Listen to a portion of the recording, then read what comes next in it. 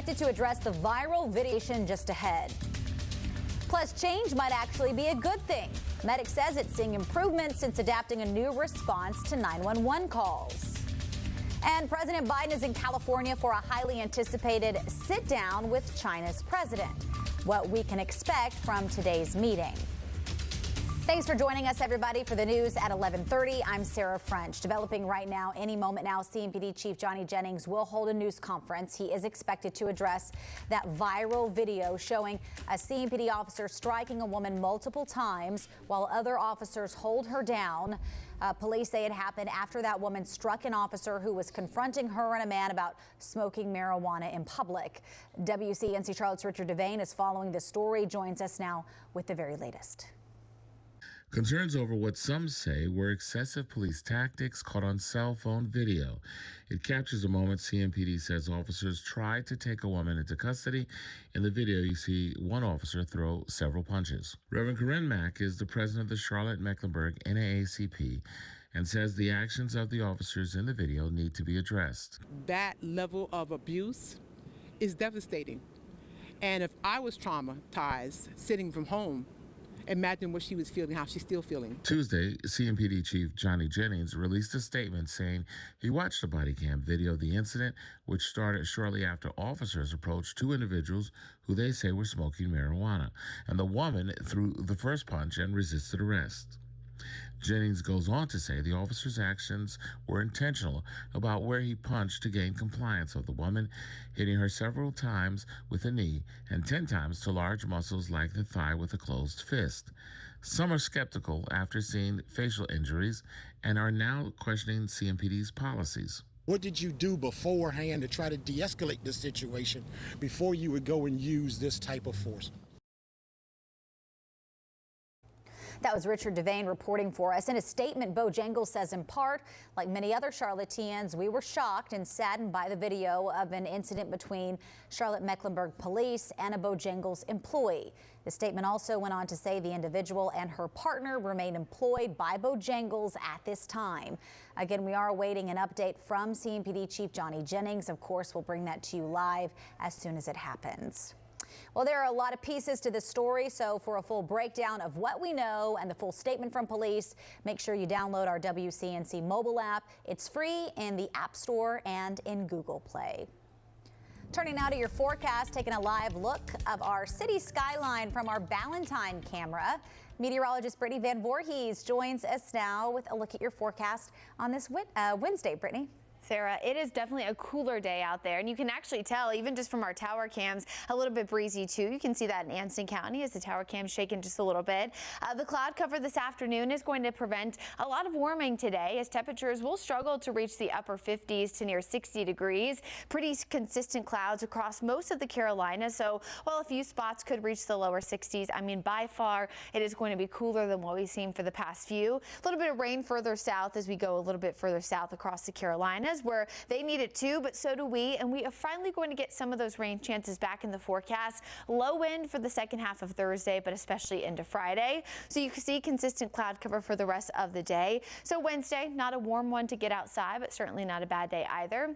After the rain chances do start to leave us on Friday, we see a drier weekend ahead. But really what looks like our next big rain chance is this upcoming Tuesday, as we're going to be tracking a storm system that so far things have been pretty consistent about over the past few days. What looks to be a little bit concerning about a Tuesday into Wednesday timeframe, of course, is Thanksgiving travel. So coming up here in just a few minutes, we'll take a closer look at what is expected to happen really with this storm system, how it could progress, and what we're watching for any potential changes. That's coming up. Right now, we're still working to learn more about a CMS bus driver arrested for child abuse. A criminal summons shows 38-year-old Mark Foster drove a bus with children on it off the normal route back in September. Court documents go on to say Foster left those children on the bus unattended with it running and the door open. WCNC Charlotte has reached out to CMS. We're still waiting to hear back. Now to an update. Medic says changes to how it responds to 911 calls are working. You may remember earlier this year, the agency changed its response policy. It was in part to help the agency deal with ongoing staffing shortages. Medic crews say they've cut down the use of lights and sirens by 70%. And since then, the number of car crashes involving medic vehicles has dropped 78%. Red lights and sirens accidents are some of the most dangerous accidents that happen. Often they occur in an intersection, and most unfortunately, when a red lights and sirens accident occurs, typically the striking vehicle is a passenger car, and those passenger cars take greater damage than an ambulance. Medic says these changes are not impacting its ability to serve the community. Meanwhile, a shakeup at the top amid public safety concerns in Stanley. Town officials say they are looking to reorganize their public safety operations. In a statement, the town says it's put an interim fire chief in place as they look to find a new chief and public safety director. We've reached out to the town to address claims firefighters have quit amid the changes. We are still waiting to hear back. CMPD speaking right now about that viral video. Let's listen in. A struggle ensued with the officers. During the struggle, the female individual struck an officer multiple times. When the struggle with both subjects started, one of the officers had called for backup. He called for help as the two were resisting arrest. After the officers took Mr. Lee into custody, a loaded 9mm handgun was located in a bag that was in his possession. When backup officers arrived, they assisted on the scene. Ms. Pierre was continuing to resist arrest. Officers had her on the ground and were working to free her arms to place her into custody. After several repeated verbal commands, one of the backup officers struck Ms. Pierre several times with knee strikes and with closed fists to the common peroneal nerve in the leg in an effort to gain compliance. This action is consistent with our training and is done in order to gain compliance and to prevent further assault by a non-compliant subject. Officers were ultimately able to gain compliance from Ms. Pierre and take her into custody. Chief of Police Johnny Jennings is here with us this morning to share his reaction to the situation and to answer your questions, and he's going to come at this time. Chief. Thank you, Lieutenant. Thank you, everyone, for being here. I just want to start out by saying I've had the opportunity to watch the video, that went viral, as well as the opportunity to see the body-worn camera footage that you all have not been privy to see as well. I'll just say to everyone into our community, I get it. I understand the outrage. I understand the emotions that come when you look at a video that involves an officer who is punching a female who we're trying to make the arrest and subdue. I understand that. To our officers who put on this uniform and do the work every single day to keep our community safe, I'll tell you, I am still and always will be proud to be a Charlotte-Mecklenburg police officer for the last 32 years. I think we have a lot of great men and women who do great things every single day in our community to keep our community safe. But as we look at this video, we also have to understand what impact this has on the community. And what message does that send to the community when we take action against our response to a resistance of someone who we're trying to make an arrest? If I look at this entire thing, are there things that we can do better? Absolutely. Are there things that I wish would have never happened? Certainly. Are there things that I think we can take from this and become better as an agency? We're committed to that, and we're going to do that. We know that there are things that we can look at policy-wise, training-wise. We know that there are things that our officers are held under such high standards, but we don't want an incident such as this in the public eye to define who we are as an agency. I've been in those exact situations. I've been in struggles with men women, white, black, all of that in my 32 years of policing. And I can tell you that I've never been involved in using force that has looked pretty and has looked good to the public. So these are difficult situations, and all I ask is we continue to let this investigation internally play out. I have a really fine line to make sure that we are addressing this as the public and as our officers see that it needs to be addressed. The way that I do that is to look at the facts, the policy, and make that determination from that point. So it's going to be a long road from this point on, a lot of sleepless nights. But I assure you that when everything is said and done, we will be looking at the facts of everything that happened out there on that day, and we'll determine what steps need to be taken immediately.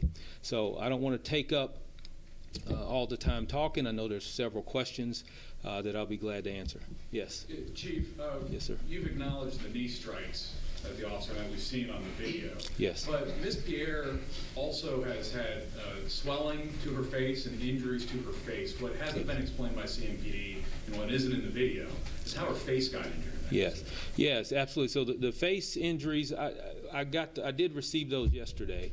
And I asked my staff to go back and let's look at all the videos that we can try to determine where those injuries might have come from. There's a couple of different thoughts out there from watching the body-worn camera. There's nothing that's very clear and visible that whether an officer struck her. Particularly, there's nothing that shows that she was struck while she was on the ground in the head or face area. There was a struggle with a single officer that occurred before his backup did arrive. We think that if those abrasion or bruising on her face occurred, it would have occurred during that struggle at some point. Unfortunately, that officer's body-worn camera was knocked off during the struggle, and you can just barely see it in the corner of that struggle as it continued above the body-worn camera. So that's going to be part of the investigation, hopefully through officer statements, but it is consistent with the side of her face, whether that be an abrasion or a strike to the side of her head. What is stopping you from releasing the body camera video right now? The North Carolina state law is what's stopping me. I think that the public does deserve a right to see this video. I'm confident that the public will see this video, but we've already filed a petition to the courts to release it. That could take a couple of months, you know, and it's not a process that I truly care for, but it is the state law process, and we will abide by that. But we've already taken steps to move forward. From the body camera video that you have seen, is there a reason that you would be disciplining any of your officers? That's way too early to tell right now. That's going to have to be through the full internal investigation. What I can tell you is that the body-worn camera footage, particularly when they're on the ground, tells more of the story than what the footage that you see from a distance. Because my concern immediately was where are these strikes being placed, and we also are able to help corroborate and determine the amount of strikes, all of that, and where the positioning of all the officers are. Because when you look at the video from a distance, yeah, you see several officers on surrounding the female, on top of the female, what it appears to be on top of the female. But when you look at the body-worn camera footage, you basically see up close what each officer's responsibility is. You've seen it, we haven't. So yes. Can you tell us what preceded the alleged punch to the officer? Were there words Certainly. exchanged? Did the officer grab at Ms. Pierre first? I mean, how did that yes. go down? Yeah, certainly. So I'm not permitted to describe what's in the video. I can tell you based on what the officers, what I've been told initially, right? So the officer were in the area, they smelled the odor of marijuana. When they were walking around the area, they noticed at the bus stop, Ms. Pierre and the gentleman sitting at the bus stop smoking what appeared to be a blunt marijuana cigarette. When they went and approached them, they simply asked if they were smoking marijuana. and there was some dispute as to whether they were smoking marijuana. The officer smelled marijuana, saw the marijuana cigarette. At that point, they did initiate an arrest of the gentleman. Ms. Pierre did interact with that, causing the second officer to try and keep her from interfering. At that point, the officer was initiating an arrest on Ms. Pierre, and that's when the struggle ensued. As far as the training, when it gets, the video that we have all seen gets Yes. to the ground, and I believe in one of the statements y'all provided, you talked about the training of hitting those major muscles. Yes. Can you describe to the public what your officers are trained to do, Certainly. why they're trained to hit those places, and also what's the threshold? At what point is enough? Great question. Great question. So the peroneal nerve is the nerve that goes down the side of the leg. It's a major nerve. It is a tactic trained by the state, and we train it within our police academy as well. It is a compliance blow. A strike to the peroneal nerve is if someone has their hands underneath them and we're trying to activate an arrest. That strike to the peroneal nerve, the hope is that it will cause that distraction or pain compliance that will get them to put their hands behind their back. I say that also with the fact that that is not the only technique, all right? So we have certain techniques that we can use, but if you're trying to get someone's hands out from underneath their body, as a matter of fact, I was in training just before this happened, on training on how to get someone's arms out from underneath their body when you're trying to activate an arrest. So we have different ways to try, and this is unfortunate that this is what the public has seen, those strikes, but that's what. But it is part of the training as far as to get pain compliance on that nerve right down the side of the leg. So that's what, when you look at the body-worn camera, you'll see exactly where those blows are delivered. And to my question in there, what's the threshold? When is an officer Yeah, trained certainly. to stop hitting? So the threshold, that's a difficult point to answer. We are doing what is necessary to activate the arrest. From what I saw, that once she was in custody in handcuffs, there were no more blows delivered. Now, that's one of the things that we certainly should be looking at is, where do we realize that this isn't working? We did that with the taser, if you remember, that if at some point it's not working, you have to move to something else. So we've already had those discussions. Yeah, I think it was 7 knee strikes, 10 fists, and we have to really take a close look at when is enough enough. Was that excessive to you? Well, again, that's what the investigation is going to have to determine. I can tell you that in the public's opinion, yeah, absolutely, the public is going to say that was excessive, and I understand that. I get it. But we also at the same time see how are we training? When do we say, hey, we have to move to something else, just similar to what we did with the taser? Chief, in terms of the heightened sense, do you think there's more of a heightened sense of everything, considering everything that's been happening since 2018? The fact that it was a white officer and a black person as opposed to black on black, white on white, but the fact that it was white on black, do you think there's a heightened sense of concern about that? I think there is, yes, sir. We have to be sensitive to that, and whether you like it or not, it's the reality of today's world.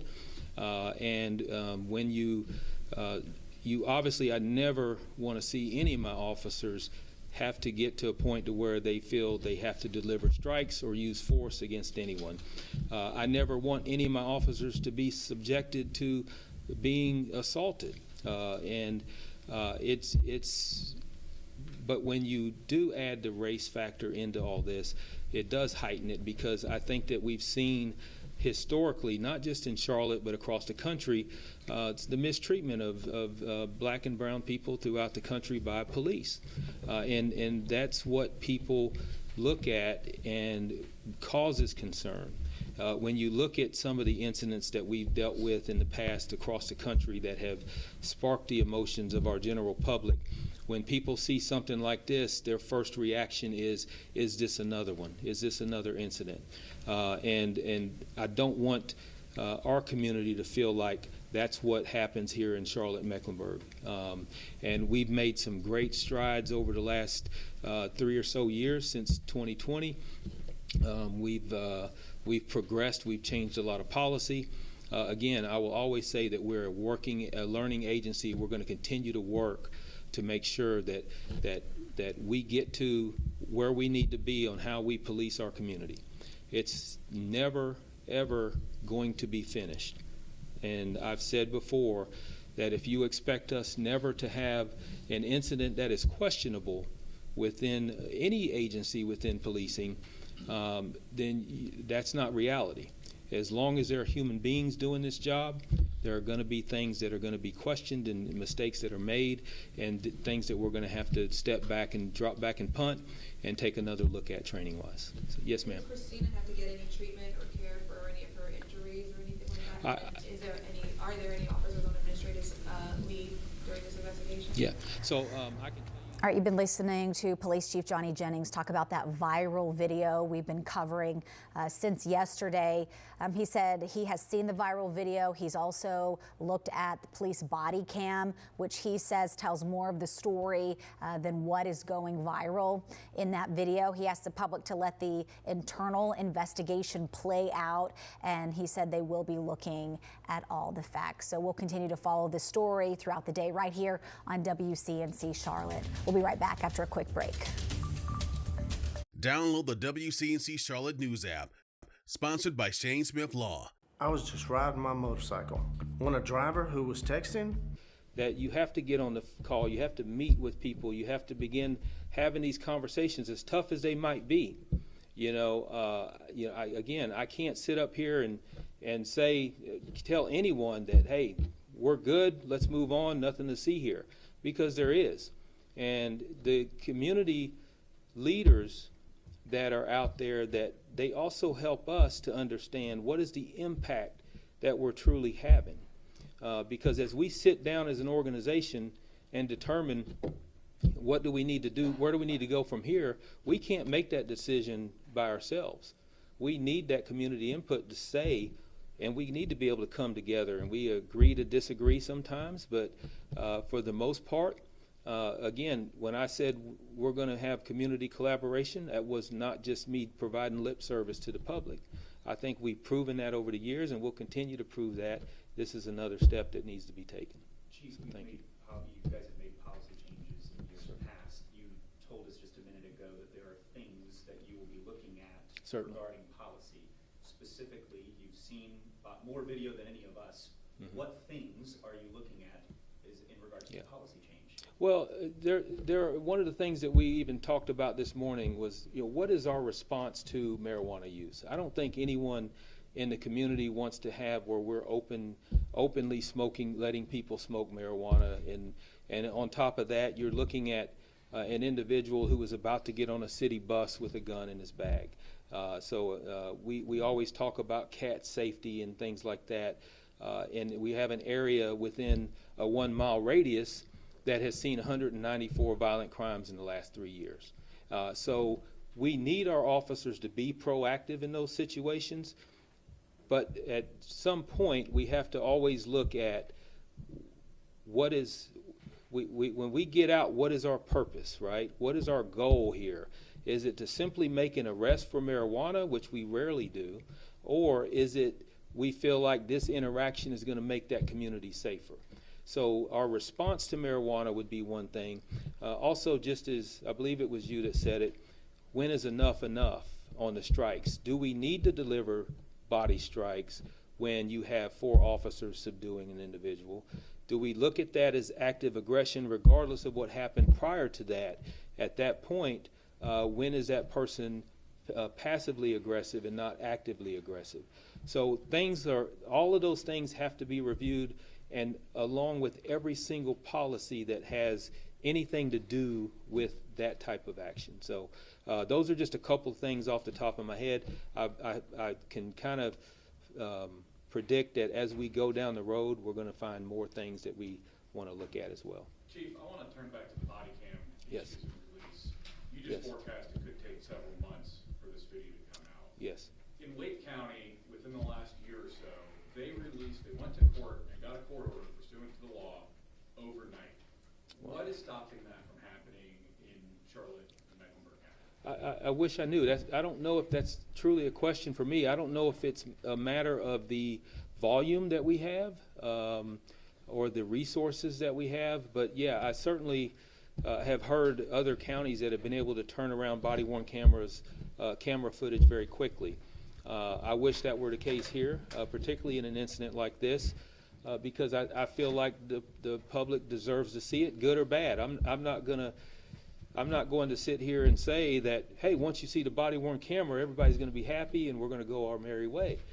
This is not something that is pretty to watch or easy to watch. Is it frustrating to you that you have video that was shot on a camera, that was bought with the promise of transparency to the community, but there's a state law passed by lawmakers in Raleigh who are blocking you from using your judgment to release it to the public? Yeah, Nick, it is frustrating to me because when, as much as I can tell the public that it's not my decision to release, I can petition for it, but I ultimately don't make that decision. The public sees that as a transparency issue and they see it towards CMPD. And I've seen many stories out just recently that we're going to see if CMPD will release the video, or CMPD has not yet released a video. It's not CMPD releasing the video. It's the courts saying that we can release it. So we're going to do everything we can, and hopefully we can expedite this. But I truly, there are certain cases that probably need to hold for a little bit for investigative purposes. But in a situation like this, I think all we're going to do is open wounds back up in a couple of months when it is released. Last question on this point. Sorry Certainly. to take so much of this time, but I think it's important. This law was passed with the backing of law enforcement, including taking your ability away to release it. As the police chief of one of the largest law enforcement agencies in the state, would you call for the law to be changed to give you the leeway to release that video? I think there still needs to be a process. I think the process should not have to take 2 months or 3 months or a year. But I do think there should be a process with checks and balances within that, because when you start talking about the video, everyone has a say who's in that video, whether they want to object to the release or not. The district attorney has to weigh in whether that should be released or not. If it's a State Bureau of Investigation case, they should weigh in on whether it hinders their investigation, and then the time that it takes. But I certainly think that there should be some way to expedite when we need to in the matter of public interest. And this might be one of them that we can say, this does no harm to go ahead and release it now. Yeah, I do think we should speed that up. I know that you passed a policy that if there's an officer involved shooting, the SBI will handle that a lot of times, or handle that. Yes. Will they be part of this at all, or this will strictly all just be with you guys, CMPD? This will be strictly with CMPD. I do think that there will likely be some reviews of this case just because of the attention that it has gotten. But we want to make sure that we're doing everything that we can from a CMPD end to make sure that we're looking at all angles of this. And at the end of the day, when it's all said and done, there'll be no question that we have done our due diligence in this investigation. When you say the officer's been reassigned, can you say what he's been reassigned to? He's been reassigned to an investigative division, but that's about what I can tell you right now. So. Chief, I think this gets back to your previous point before you started taking questioning, that you understand the community's outrage. Certainly. Yesterday, I believe it was Ms. Mack who told us that you had 5 male officers on a 125-pound woman. Yes. Do you agree that the optics are bad here and that should not have happened? Yeah, the optics are bad. I've said that from the beginning. She was her actual size is 5'8", 180, and not trying to say that it matters, but I'm just because when I saw the video, I said she's 130 pounds, but when you look, that's public record on the arrest data. So yeah, that's fine. What was your question again now? So when you see that, yes. in the grand scheme of things, you say that you understand the outrage. Yes. You get it. But should that have happened, what we witnessed there? No, it shouldn't have happened, but whose responsibility is the question, right? That should have never happened. You know, should we have initiated an arrest for marijuana use, even though we can? Should she have basically interfered with the arrest of the gentleman and struck our officers? None of that should have happened. And we look at what could have been the outcome had one or the other side done something differently. And we hold that responsibility on our end to say, what do we need to look at that would have changed that outcome? Because over the last several years, I haven't stood before you in a very long time, thank goodness, to talk about something of this magnitude. So I do think that we have made strides, that we have done some really good things, and that we have some positive things that our officers are doing every single day in the community. This takes us back. And that's why I tell, even internally within all of our people, that everything you do out in the community is bigger than you. You're not only affecting the Charlotte-Mecklenburg Police Department, you're affecting the entire profession across the country. And we have to think about that every single day. Just because you can do something doesn't mean you have to do something. When you look at the body camera video, do you think that your officers de-escalated the situation as well as they could have based on their training? Yeah, and again, I don't want to get too much into the investigation. I can tell you a couple of things that hindsight, you can look back and say there were ways to de-escalate that. But also you have to understand that de-escalation also means that you have a cooperating party that will allow you to de-escalate. There was a point in that situation where I don't think de-escalation officers were given that opportunity to de-escalate, but de-escalation could have been anywhere from the start to where we don't even address it in the first place. Now the issue with that, I don't think anyone, like I said, anyone in our community wants to live in a society as long as marijuana is legal, that you're walking down the street and you have people smoking marijuana publicly, especially as you're getting ready to get on a CATS bus, and particularly not carrying a concealed weapon on a city bus as well. So de-escalation is one of those things that we talk about all the time. Again, part of the training I told you I was in yesterday was de-escalation training. And how do you talk your way through avoiding altercations like this? And so as you look back, of course, I can sit in my office in my chair and I can look at the video and I can say, oh, they should have done this, this, and this, but I wasn't out there on the scene either. So. Other than talking, how are police trained to de-escalate situations? Well, de-escalation can be just about anything. De-escalation could be just a show, right? We're trained that from the beginning, that our uniform alone and our presence alone could be a de-escalation tactic. Our demeanor, our tone of the voice, not just what we're saying, but how we're saying it. The actions that we take. Do we need to actually put hands on someone? Because as you know, if you grab someone by the arm or you grab someone by the shoulder, their immediate response is defensive. And so we have to learn all of that as far as when you talk about de-escalation. What are my actions going to do to make someone rise to the level of being defensive and combative? So all of that comes into play. And do you believe her actions to ward off his officer were defensive? Oh, absolutely, yes, yes. You talking about her actions to the officer? Yes, yes, they were. It was again also about de-escalation, but when we're talking about like multiple officers on one person and so forth, Yes. is there anything in policy that addresses that? Like, you know, in the talk of de-escalation, maybe like, you know, two backing off, or, you know, I don't know. Yeah, and that's one of those things that, no, there's not, as far as like how many people. We do have training of rules of engagement that deal with one officer takedowns, two officer takedowns, even four officers. You know, where do those four officers are supposed to be positioned? Say you have two on each side on the front, 2 on each side on the back, and your goal is the 2 up front are to, their goal is to handcuff the individual. The 2 in the back are to control the legs. If you can control the legs and the hips, then you have less likely of a chance for that individual injuring themselves and also that individual injuring the officers.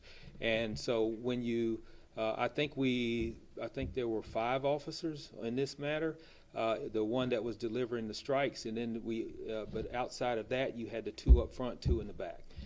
And that's another thing that I think as we go through that we need to look at and say, you know, how many, we talk about strikes, how much is enough, and same with officers, how much is enough. But I can tell you that they have to be able to activate the arrest safely, and if that means, if we look at this and that means it takes 1 officer, 2 officers, 5 officers, as long as they can activate that arrest safely, that's the goal.